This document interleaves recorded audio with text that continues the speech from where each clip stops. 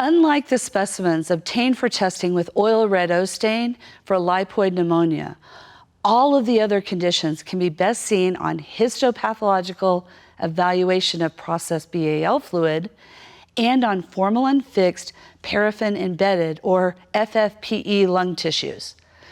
The CDC is available to assist with the evaluation and processing of these specimens, but pre-approval is required prior to submitting any tissue specimens to the CDC. Please see the email links provided for pre-approval. Because nearly all of these clinical patterns can be seen in infectious, rheumatological, malignant, and other conditions, it's important to exclude other etiologies of pulmonary diseases and acute respiratory failure before diagnosing an e-cigarette-associated respiratory illness.